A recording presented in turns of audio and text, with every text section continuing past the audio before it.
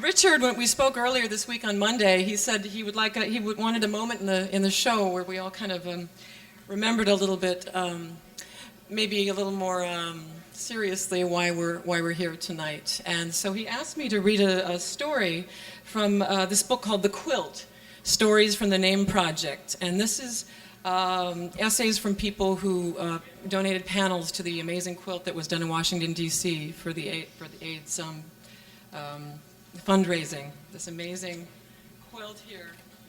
And so he chose this story about Arla Ellsworth, and I'll share it with you if you bear with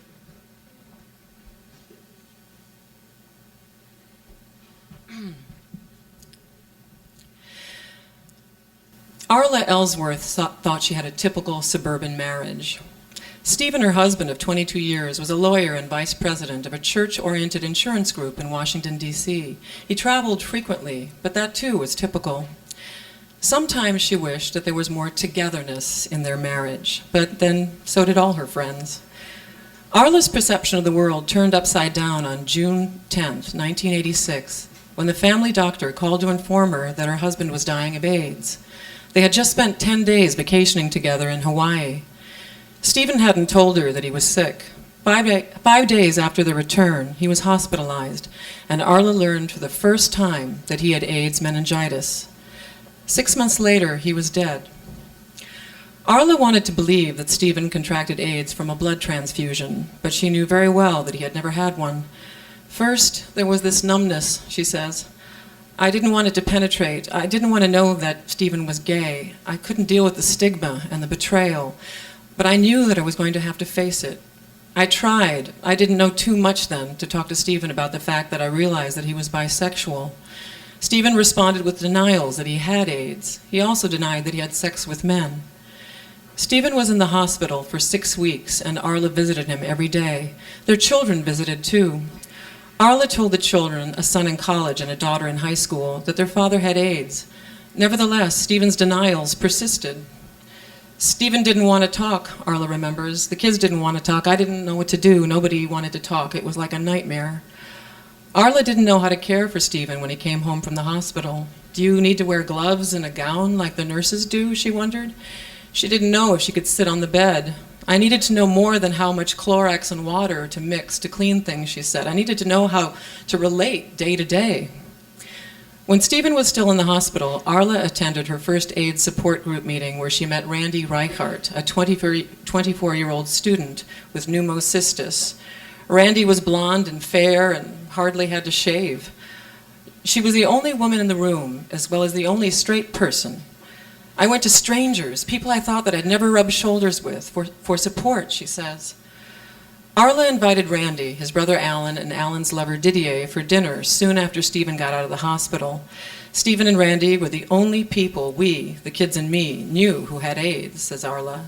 To all be sitting at that table in our backyard, breaking bread together, was the closest we, as a family of 4, got to acknowledging that Stephen had AIDS. This would be the most open we could be about it. Randy asked Stephen how he got AIDS, and once again Stephen replied that he wasn't sure that he actually had AIDS. After Stephen died in November 1986, Arla still felt hurt and betrayed. Sometimes she questioned how much he really loved her. Because Stephen refused to deal with his prognosis, Arla had to attend to all the papers in his estate after he died. She found letters confirming his gay life. I was always pushing for more intimacy, she says. He had led me to believe that I was enough, she recalls. Now I know for a fact that I could never be enough. What kept going through her mind over and over again was, if he cared about me at all, how could he have put me at risk? He never did anything to protect me. Of all the people in my life, how could this person, my husband, be dangerous to me? Arla has since tested negative for HIV antibodies. In her mind, Arla knew that she wanted to forgive Stephen, but she couldn't bring herself to think about their good times together. Will my heart always be a rock, she wondered? When will I be able to feel again? Alan Reichart encouraged her to make a commemorative panel for Stephen to be included in the Names Project quilt. Arla's 17-year-old daughter didn't want her father's name on the quilt. It would make me uncomfortable, she admits. I didn't want people to be nasty to me and my friends. So in black glitter in the space where the name should be, she simply wrote, "Love you, Dad." Making the quilt helped Arla remember some of the happy times with Stephen again. The shoelaces she sewed into it are for hiking, and the green around the heart is for Christmas, two of Stephen's great loves. She also attached a bit of purple fabric from Randy Reichardt's memorial panel around the heart. Their 21-year-old son, a business major, ironed on the decals, and Arla's mother helped put the panel together. A full year after Stephen's death, Arla went to the cemetery. She lay on his grave, wanting to be close to him, and cried. "I'm no longer crying because I'm mad at what you've done to me," she said. "I'm crying out of love and forgiveness."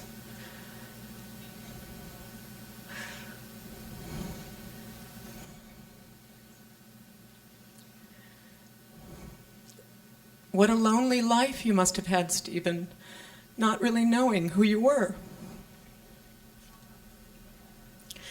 It's almost Christmas. I can't believe that you're not here to cut down our tree and stop for coffee, just as we always do. Christmas together, making love in front of the fireplace. I want to be near you. I want to be with you. I want you back. Now I feel like other people mourning someone I loved so much, Arla says.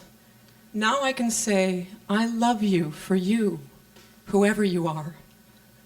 I love you for all you gave to my life.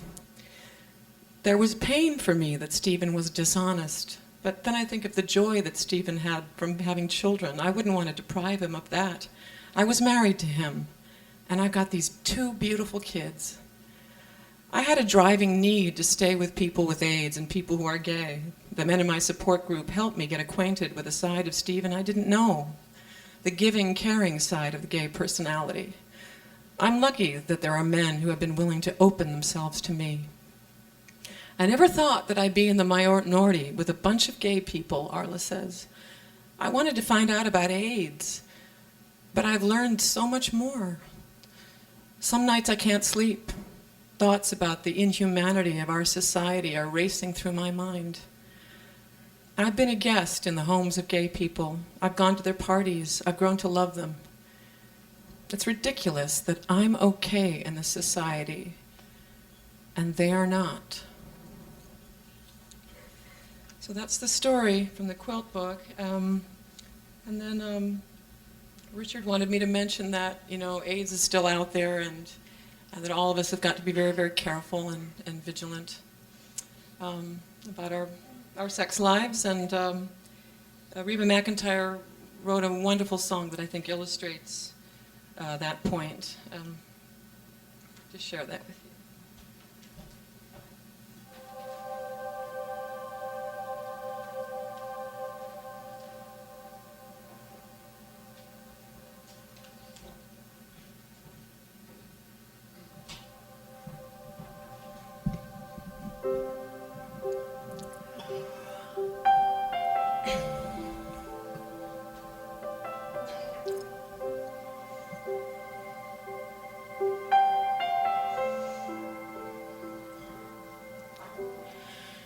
She can account for all of the men in her past, where they are now, who they married, how many kids they have.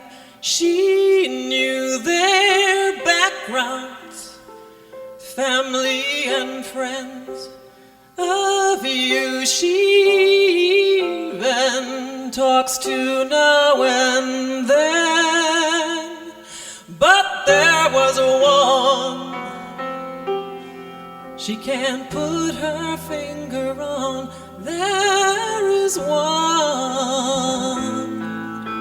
who never leaves her thoughts, and she thinks his name was John.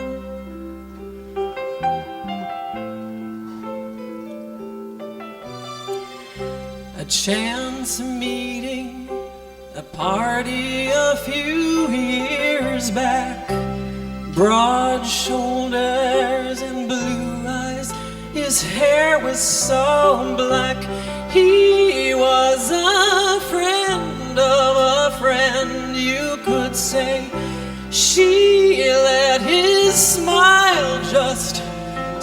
her away. But in her heart, though she knew that it was wrong, but too much wine, and she left his bed at dawn, and she thinks his name was John.